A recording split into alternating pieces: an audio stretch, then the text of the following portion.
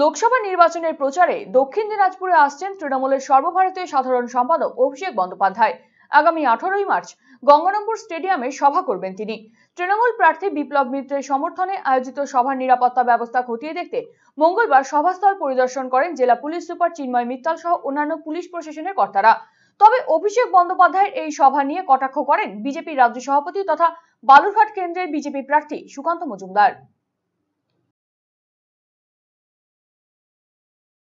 Bandyopadhyay security অ্যারেঞ্জমেন্টের officer এসছে। আগেও যে এসএল মিটিং করেছিলাম সেই মিটিংটাই মানে একদম ফাইনাল করা হচ্ছে যে কোথায় হেলিপ্যাড হবে, কোথায় দিয়ে মানুষজন ঢুকবে, ব্যারিকেড কটা হবে, গেট কটা হবে, কোনো মানুষজন অসুস্থ না হয়, পানীয় জলের ব্যবস্থা কী থাকবে সেগুলো আর কি সব চূড়ান্ত করা হচ্ছে। যাক, কাকতালীয়ভাবে প্রার্থী ঘোষণাও হয়ে গেল এবং 18 তারিখে সভাটাও সামনে চলে এলো।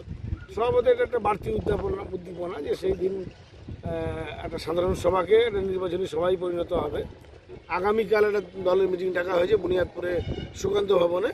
সেই মিটিংয়েই আমরা চূড়ান্ত করব যে এইখানে লোকজন কীভাবে আসবে এবং সেই সঙ্গে লোকসভা ভোটের প্রচারে যা কৌশল সেটাও গত 13 তারিখে আমরা আগামী 13 তারিখে আমরা সেটা নিয়ে নিই। এর আগেও এসেছিলেন, নতুন গিয়ে এসে বলবেন যে আমি এত চুরি করেছি, অমুক চুরি করেছি, আপনারাও চুরি করুন, তার বাইরে কী বলবেন?